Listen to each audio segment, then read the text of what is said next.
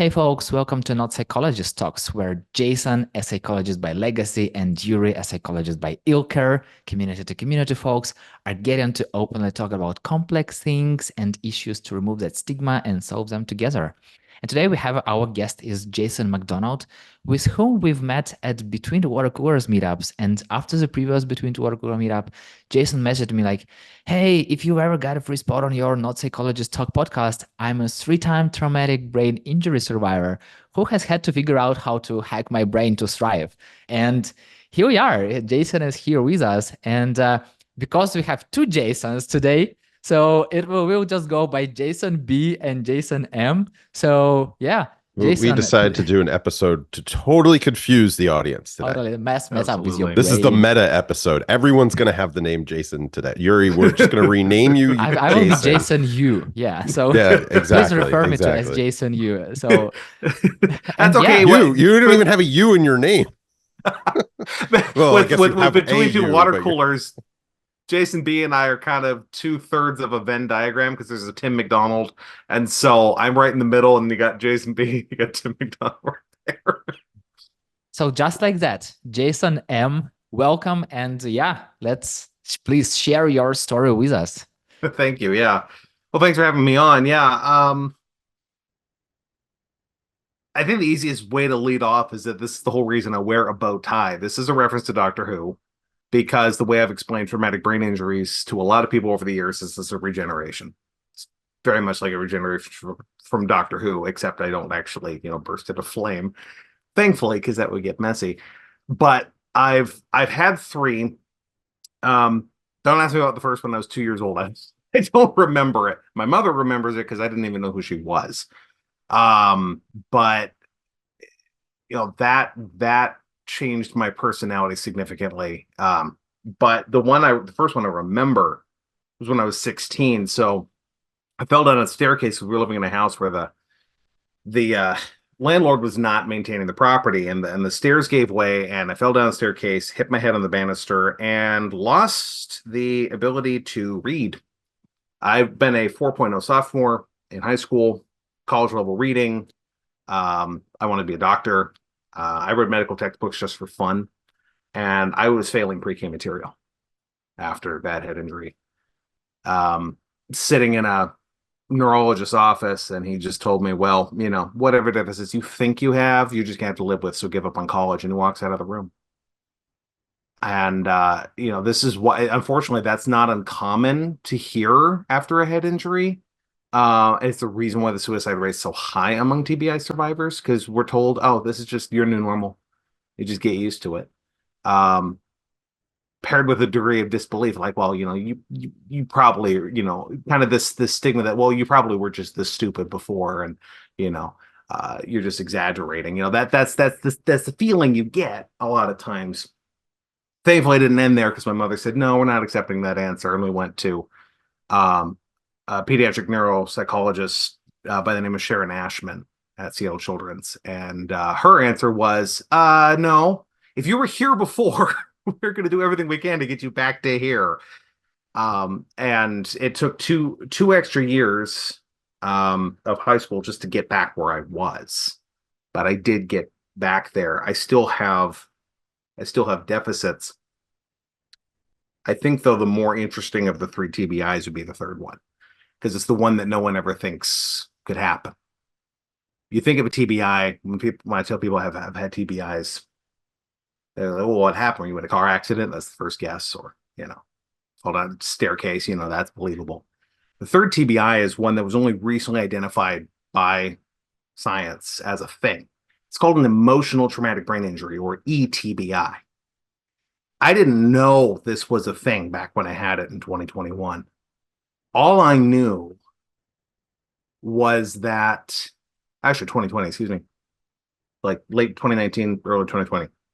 Apologies. All I knew is that I had been through a head injury before. I knew what that shift looked like. I knew that my abilities, my interests, my personality, my moods, everything had changed. That's why I compare it to Doctor Who. It's like a whole different person. I have to get to know myself all over again. I'm a completely different person now. But I'm thinking, I haven't hit my head. What is going on?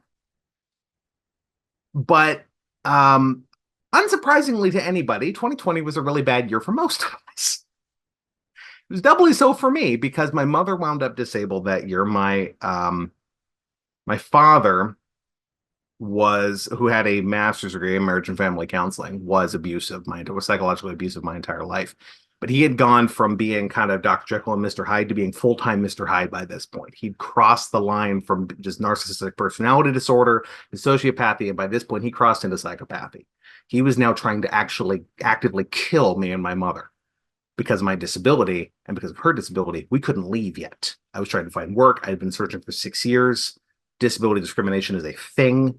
6 years to try and find work as a senior software engineer. And so my mother had just been poisoned by a toxic antibiotic, so she was now severely disabled. I was trying to find work. We're stuck in an apartment during a pandemic. Couldn't even open windows because of the wildfire smoke. And my father's trying to kill us. And I had a panic attack. Not an anxiety attack, a panic attack that lasted for 2 solid months. That's not supposed to happen. A panic attack before? I've had panic attacks before, and mine tended to last for days, not minutes like they're supposed to, not even hours, days, because my brain wouldn't clear the cortisol. Still, at times doesn't. I'm hiding it right now. I'm having one actually since yesterday. I'm really good at hiding them, but I'm actually having one right now. And I'm inside my head in fetal position right now. It's just, I live with it. But this one lasted for 2 months. And that level of cortisol in the brain for an extended period of time can cause neuron cell death the same way a stroke or head injury can. Ergo, emotional traumatic brain injury. So a 2-month panic attack, and again, I want to clarify, it's not just an anxiety attack, it's a full-blown like panic attack. That can actually damage the brain. And so for me, I lost the interest in coding. I lost the passion for it. I used to enjoy playing Minecraft. I don't really play it much anymore because I get nauseated. It just rewrote me. And of course, when you're dealing with that much stress, you can't pick out what's you and what's the stress. So it took me 3 additional years to figure this stuff out. I'm only just starting to regain some interest in coding again after 3 years of doing it professionally and burning out. So yeah, that's kind of the summary of it, but it's a weird, that's kind of how I've gotten here so far. And I'm sure some people may be watching this and thinking, how was he having a panic attack and holding it together? You live with this long enough, you get really good at looking normal while running around inside your head screaming. I feel like that's something that also Chris, our previous guest, told, that if you're living for a long time with something that you kind of become, you feel that it's normal, Mhm. and it's not normal, and you learn how to hide. But am I hearing it correctly that you kind of met your new self at least 2 times in your life? Yeah. So I definitely don't remember when I was 2, but having to rediscover myself at age 16, having to rediscover myself in 2020 and onward. And then, even now, my personality is shifting again, thankfully not because of a TBI, but more because of just some things I'm doing that are starting to heal the brain. That is also rewiring again, because neurogenesis will rewire your personality the same way that a TBI will, just less dramatically. So, you have to get to know yourself over and over and over when you're living with this. And it's on the one hand, it can be kind of fun because you discover abilities and interests that you didn't have before. Even your tastes can change. I used to hate tomatoes with a fiery passion, and now I like them, and my brain still can't get over the fact that I hate them. So I will be eating tomatoes going, this is delicious, and I hate that it's delicious. And my brain's just going, this is wrong. I hate this taste, and yet I really like it. What is wrong with me? It's like you're dealing with echoes of who you used to be. And it's a weird way to live. It's a really weird way to live. When you had these, did you go for like brain MRIs? When I had the second one, yes. The third one, and I didn't even have health insurance at the time because I didn't have work. But the second one, yeah, I went for MRIs, and there were some lesions. Like you could tell there was some stuff, but I think the most frustrating forms of traumatic brain injury are the ones that don't show up on MRI, because neurons are, of course, very, very, very small, and you can have catastrophic changes to your brain geography without it showing up on MRI. So did you get the diagnosis at the time, or? I did. Yeah. Yeah. Okay. Yeah. Back when I was 16. Yeah, I did get that diagnosis. And of course, it was also very blazingly obvious in the fact I couldn't read. That kind of made it clear something was wrong. Yeah. What happened to you when you were 2? I don't think you didn't really say what happened. Yeah, stairs and I are not friends. I fell down a staircase that time too, hit the back of my head, and oh wow, could not even remember my mother. Didn't even know who she was. The emergency room physician was not worried until he couldn't make the sounds of the animals. It's like, I think recognizing your parent is slightly an older memory that we should be a little more alarmed by. But that must have been absolutely terrifying for your mother. Yeah, it was. I can't even imagine my mother. that. I'm crying for my blankie, and I have my blankie and my mother, and I don't recognize either one of them. And it's just, yeah, it was definitely scary for her. I'm sure it was scary for me too. I'm glad I don't remember it. Yeah, I mean, I don't know. I've hit my head several times. I've gotten concussions. I have never had a, thank God. I don't know. Do we call? I guess those are traumatic brain injury. I don't think they are. They are concussions, but they're not. They're not the same. So I can't even imagine to that degree. Yeah, a concussion is a traumatic brain injury. It's just that there's different degrees, and it's weird because you can't guess from the conditions of the actual concussion or TBI, because they're the same thing, but you can't really guess the severity from the circumstances. You can have someone get into a horrific car accident and have a traumatic brain injury that is showing up glaringly on MRI, and the effects can be minimal. You can have somebody who merely stands up too fast, hits their head on an overhanging shelf, and loses the ability to speak. The brain is weird, just how much little changes can affect it, or how much big changes can not affect it. We barely understand it. I think this is what I want to spend some time talking about, is the illnesses that you can't see on the outside.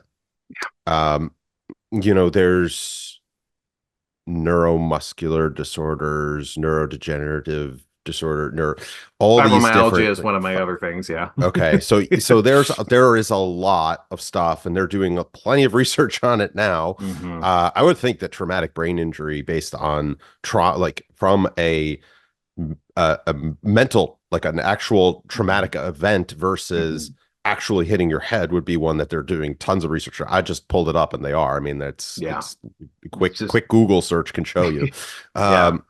They only just discovered this, which is like, so it felt vindicating when I found it. I'm like, oh, so I'm not crazy. There's like two things you go through, right?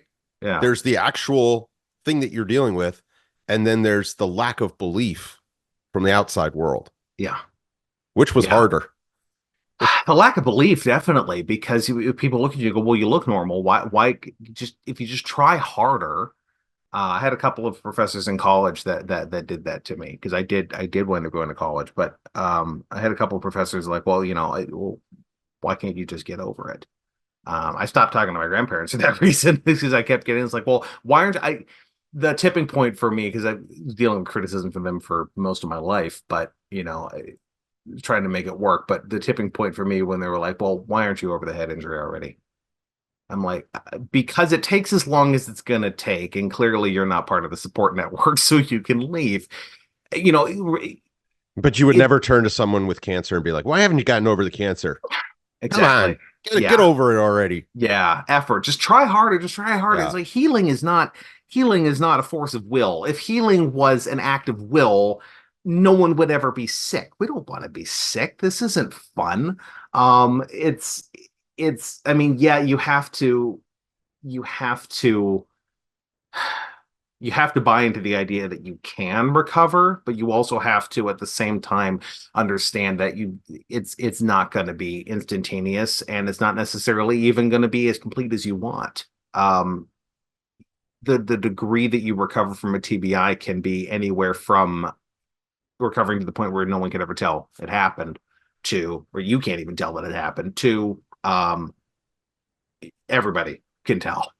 It's just the spectrum is so broad, and it's the comparison I've sometimes given too is that if you break a leg, what do you have to do? You have to stay off the leg so it can heal.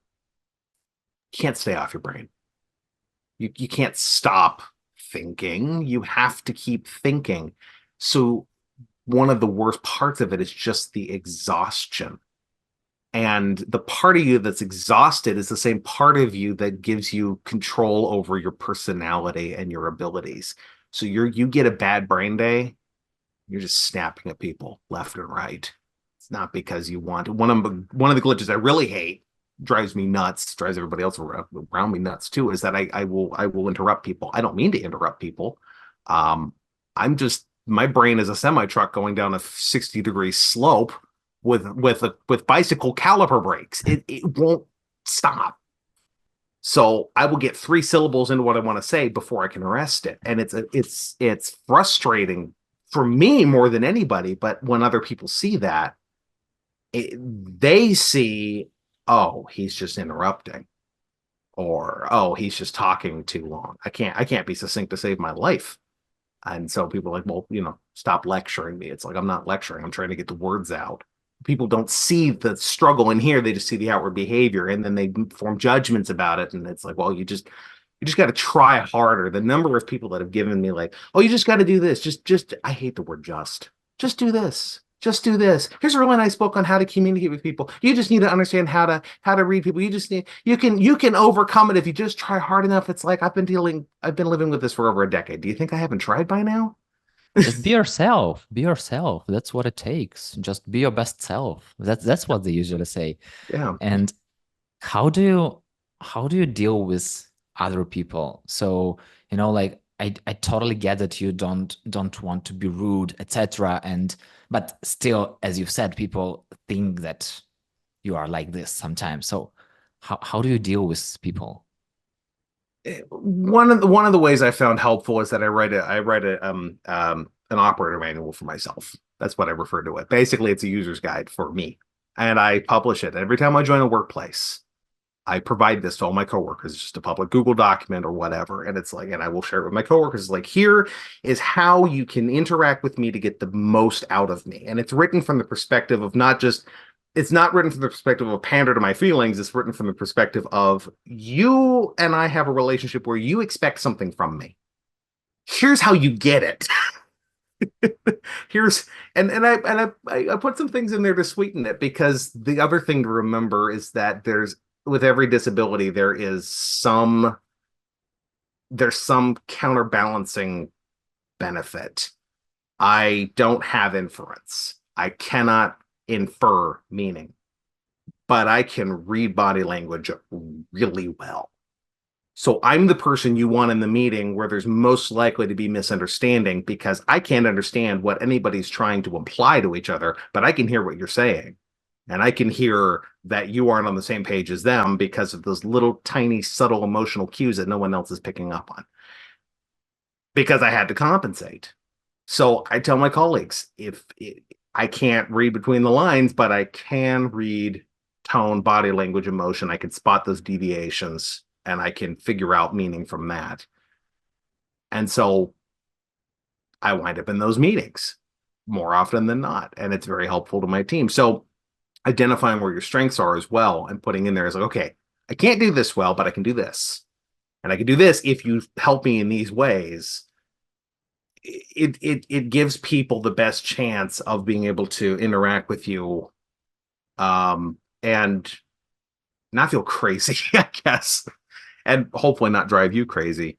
But then the other part of it is when people simply won't respect it, just put distance. They're not worth it. And it seems strange to some people, like, well, but that's my family. Well, your family are the people that are standing behind you. Just because someone is blood related does not mean they are family. Your relatives and your family are sometimes two distinct things. And I've had to learn this, having an abusive father, having very hypercritical grandparents, that because they would not be supportive, that I needed for my sake and their sake to put distance. It's for their sake too. It's for other people's sake. When you're putting distance between yourself and a person who cannot stop themselves from criticizing your challenges, you're helping them too, in two ways. One is you are sending a clear message that this behavior is not okay. Sometimes I'm willing to be the bridge to burn, because maybe if they burn that bridge, they go, ooh, this is a really bad way to do life. And then they won't do that to the next person. But the other part is I'm not giving them occasion to harm me. I'm not giving them the opportunity. If someone is a recovering alcoholic, you don't put a beer in front of them. If someone is a recovering critic, you don't put something to criticize in front of them. It's giving them that distance so that they are not tempted to give in to their worst instincts. Yeah, I think the problem when we have issues that are not on the outside, not visible, is that you spend so much time having to defend it, in addition to living with it, that it becomes an identification of who you are. And that's a slippery slope. That's where things start to go wrong and evolve to be worse. And I think exactly. You're walking around with a label on yourself. Hi, I'm Jason. I have a traumatic brain. And that's become not the good. IP, the identified patient. That's right. So how do you avoid doing that? I'm still trying to crack the code on that to be some degree, because I unfortunately I do get that a lot, where people are happy to just assign me all the blame. It's the best way I figured out how to cope with it, and this is so counter to my personality, because I prefer to know when I did something wrong so I can learn from it. I'm going to make mistakes. Of course I'm going to make mistakes. But ironically, the best way I found to do that is just to make it clear to the people around you that the right to correct me is an earned privilege. You can't offer me advice until you know me on a deep level. Even if you're correct, if you don't have a deep relationship with me, just don't, because you don't have the context to help me. And I've had to set that boundary with a number of people over the years because they meant well. It's a little different than the critic who's just like, well, you just need to get better. When you constantly find yourself labeled as the IP or whatever, you have to start going, look, I have come further than you can possibly imagine.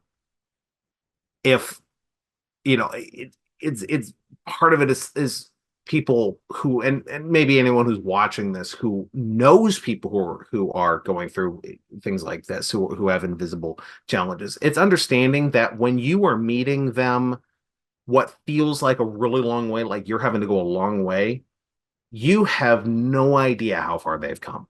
I mean, sure, you may be having to put in 2 hours of effort here. They've put in 20 years.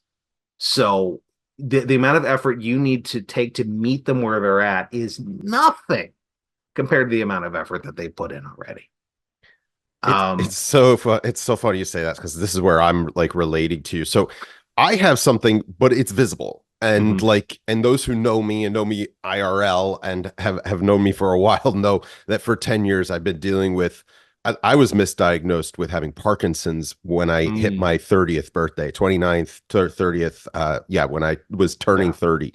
And so for the past 10 years of my life, that's literally like, it was seeking diagnosis, which we can get into that whole thing, and then getting it, and then having to correct it, and then getting finally the right one and getting on medication, helping it. But then it's like, then you don't have all the symptoms. I still have symptoms, and I still have tremors. I still have all that stuff.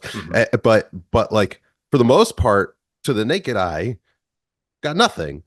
And then it's like, but you still have to go to all the doctor's appointments. You still got to do all the things that you have to do behind the Putting the scenes. work in. Exactly. Yeah.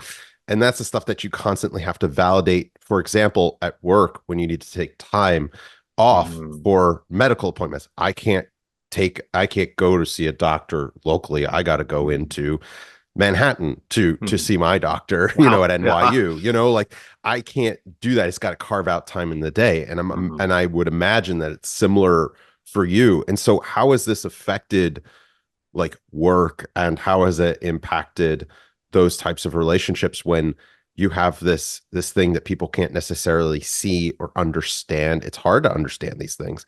Yeah. How has that impacted you? I mean, one part is, again, just kind of being upfront with, these are the accommodations I need, and sometimes it's hard to identify those too, because it's like, because one of the questions I hate, and I don't hate it because people are asking it. I appreciate they ask it. There's nothing wrong with the question. I just hate the effort of answering it, is what can I do to help you? It's like, my first thought is nothing really. I'm just gonna be having glitches. It's life. And then my second thought is, just understand I'm gonna be having glitches. The third thought is, well, actually, yes. And that's the other reason why I wrote that manual, is because I took the time to figure out, what do I need? So, like, for example, I have really poor memory. And so I tell everyone, don't tell me something in a meeting that you want me to do and expect it to get done. I'm not going to remember we even had a meeting. Put it in an email. Recap the meeting in an email or in a Slack message. If you stick it in my inbox, I will never lose it. I've put in the work to that. My inbox is, almost sacred. It's like this is the canonical source of information on what I have to do. And did you figure out how to get to inbox zero? Yes, I actually do inbox zero. No one gets the inbox zero. I do. I actually do clear my inbox. And I had to when I worked at Canonical. I mean, we're getting somewhere upwards of 600 emails a day. But combination of email filters, delete vigorously. If the idea is, if you are not going to need to refer to it again, delete it. If there's any possibility you need to refer to it again, hit archive. The only thing that should sit in your inbox is something you need to take action on. God, that's so well said. Most of us are like, I'm not a hoarder in my real life, but man, online, I am the worst. if you're coming to inbox zero from an inbox of 8 billion emails or whatever, like many people do, here's the hint. Okay, this is the only way to do it. Ready? Select all, archive. Just don't bother. You are not doing it retroactively. There's no way to do it retroactively. That's what stops most people. Start fresh. It's in the archive. If you need it later, you can go find it. That's the thing. There's an email search function. But your inbox, just clear it out. The day you want to start, just clear your inbox, archive everything, and then start doing it going forward. But I tell people this, like in that owner's manual, in that user's manual, it's like, email me and then I will remember. Find ways to find what accommodations you do need. And it took me a few days to write that document the first time, but you put that time in up front, and then you don't have to remember it later. You can keep tweaking it, refining it, and editing it. The other thing I was going to say about the invisible, and now it's gone. Yeah, me and my brain. But I remember now. The other thing that drives me nuts with the invisibility is, similar to what you're talking about, like with the medication where it masks some of the stuff. It's masking. When you're dealing with cognitive disabilities, especially, you learn to mask. If you're living with autism, if you're living with Tourette's, if you're living with ADHD, you learn to mask. If you have a TBI, you learn to mask. And that mask is, people don't realize just how exhausting that is. It is so exhausting. And then for people to go, well, you look fine. It's like, you have no idea how much work I put into looking fine. I think I got to the point for myself, especially when you try not to identify, for several years, I identified and I went into depression, and it's easy to do that. Right. The more you live it, breathe it, explain it, worry about it, Google it. Jesus, don't Google it. All those things, you start going down a very slippery slope. But then when you finally conquer that and you are masking it, it is funny because all of a sudden it's like, oh, you're fine. Well, it's like, no, I'm not fine. But don't. And you can't let that get frustrated, because then now it's like, okay, take that as a compliment. You know what? Got it. Thanks. Yeah. Cool. Well, and you know, and the thing is, you can mask to some degree, but you should also be honest in your masking. I cannot tell you how many times people have said, "How are you today?" And I go, "I'm horrible. How are you?" And they're like, "Oh, you're horrible." Yeah, I'm having a panic attack right now, actually. Yeah, horrible. You look at it. I'm really good at masking. Good for you. You're horrible. Yay. Let's Yeah, it's just celebrate like, it. it's like mask, but also tell people, you know what? I'm having a really bad day right now, and I am exhausted. So this is not the time to have this conversation. Let's put a pin in this and come back to it in a week. It's and it's I don't know, sometimes that aggressive smile helps too, because people are like, okay, well, he's on the edge. Let's just come back to him later, because it looks if like someone he's was gonna aggressively crack. smiling like that, I would run, not walk. Yeah. But so it's like, it's like mask, but mask selectively. Pick areas where you can be honest too, because you don't want to make it completely invisible. Like if like living with fibromyalgia, people ask me, like, how are you? I'm in a lot of pain today. I am. I even right now, I'm in a lot of pain. I actually did not I got a diagnosis of fibromyalgia last year, finally. I just couldn't figure out why my entire life I was in pain nonstop. I figured it was normal. It did not occur to me until somewhere in my teen years. I went, you know what? It probably isn't normal to constantly be in pain. That probably is not what it's supposed to be. And doctor after doctor after doctor after doctor is like, what is this? Oh, just do physical therapy. I hate that. Just do physical therapy. It'll make it go away. It's like, no, it made it worse. I have, fibromyalgia, and actually the other part is thoracic outlet syndrome. So when you add physical therapy on top of certain forms of thoracic outlet syndrome, which is the entrapment of nerves and blood vessels in the shoulders, it makes it worse. I have it in the hips too. So I do physical therapy, I lose feeling on my limbs, and so also recognizing that. And then now when a doctor suggests it, I'm like, I'm not doing physical therapy, because I already know where this goes. You got to be your own best advocate. It's like, I live in this body, and I know this doesn't work because I've tried it. How do you know when to mask and when to be honest? Part of it is a safety thing. When you are dealing with complete unknowns, if you can hide it completely and you're in a situation where you don't know if you're safe, like briefly, like a meeting with an international client, if you can completely mask it, because it's just going to save you some effort. If you're looking at a long-term relationship, or someone that you're going to interact with a lot, let enough through so that they're aware that it's there. Because, also, to be fair to people, they can't be supportive of what they don't know about. So give people the benefit of the doubt that they would be supportive if you gave them enough information, but then also test it out. Give them a little bit. What do they do with this? If they're supportive of that, give them a little bit more, because unfortunately there are people who just will not. There are people who will look at someone in a wheelchair and go, well, if you just tried hard enough, you get out of the wheelchair. And it's like, ugh. And when you're dealing with that, then no, they're never going to get it at that point, unless they themselves wind up oddly blessed with a disability of their own, and then they go, oh, this is hard. But they're probably not going to go through that. And if someone just proves themselves to not be trustworthy, then part of it is you just have to dissociate from their criticism and just go, you know what, they're not going to get it. And I think this is a good PSA for like empathy. This is something like, we teach our children on how to speak to each other, and leading with empathy and kindness counts, all these things that we try to tell our children.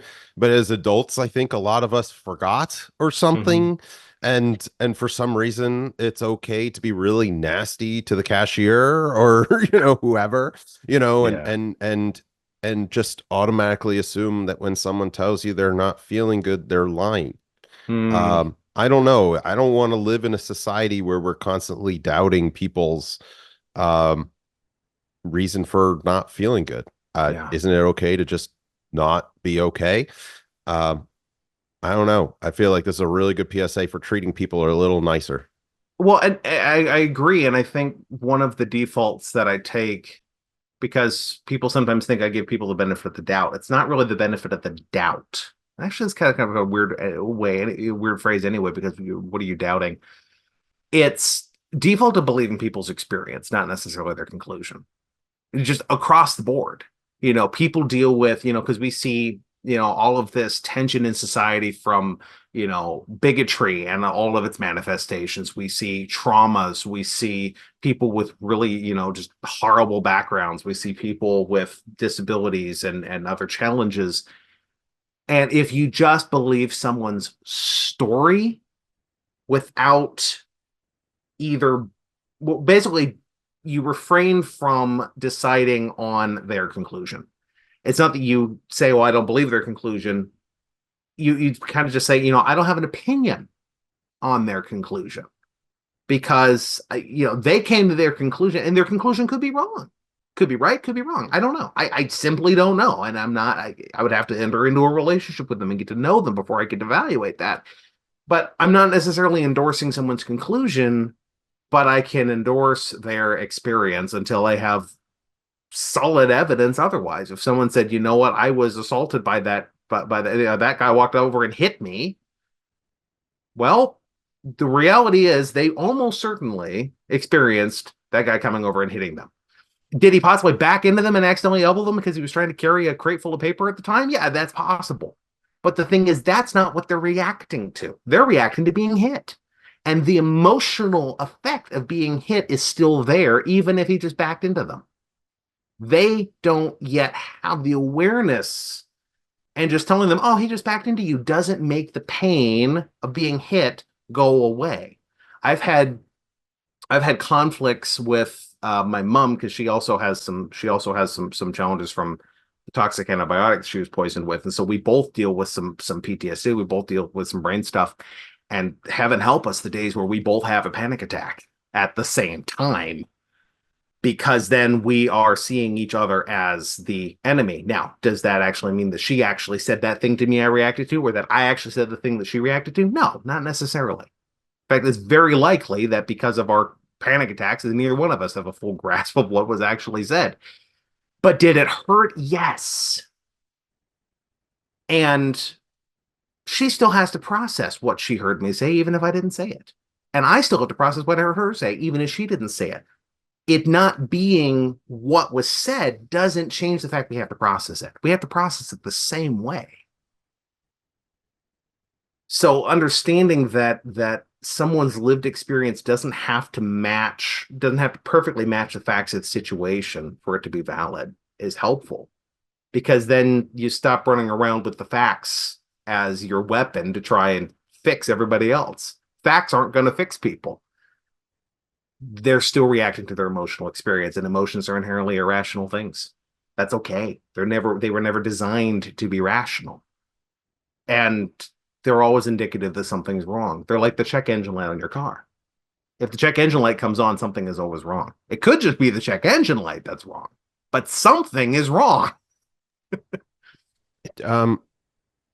Why did you want to tell your story today? I guess just because being this many years into it, I've kind of learned to accept the process of having to get to know myself over and over and explain that to other people. That's become more something that I'm used to. But when I started out, it was scary and I felt nuts. Felt like everybody else around me looked normal because everyone else was masking. I thought, well, everyone else is normal. And I'm crazy. I'm off here on this island of crazy all by myself. And it never occurred to me that I wasn't actually on a little island of crazy, that everybody else was on it too. So yeah, really well said. It's normal to feel alone and like nobody knows you. And in the one sense, none of us fully understand the other person, but all of us share that, I think, to some degree or another. You're not alone, and it does get better. It doesn't necessarily go away. You learn how to own it and control it and claim it and make it yours. I'm always going to have to get used to myself whenever I regenerate. But I'm more used to it now, and it just means, okay, cool. Next doctor, next Doctor Who, next regeneration. What can I do now? Yeah. Thank you so much, Jason. Really appreciate your coming on. Thank you. And thank you so much for sharing your story. And I always encourage that if any of you who are listening going through similar experience, first of all, if you're listening to this, just go reach out to Jason, have a conversation. You know, sometimes just talking to someone who has similar experience is really helpful. But if you don't know how to deal it, like go get some real help. Like as always, even though talking to others is helpful, still sometimes you need to see a specialist. And Absolutely. if you really feel that way, please do this. And once again, thank you very much for reaching out, Jason, and for being so brave and open and honest. And yeah, thank you very much. And can I add one resource for anyone who's struggling with some of this is check out Anxiety Center. That's Anxiety Center RE because it's in Canada .com. They have some really good resources, but they can also get you in touch with an anxiety coach that you can meet with remotely. This was really helpful for me when I had no health insurance, had no access to any, professional counselors and psychologists. These people, the only way you can become a coach on Anxiety Center is if you have overcome anxiety yourself. And they are really helpful people. Great. Thank you so much for the resource. And yeah, see you in the community world.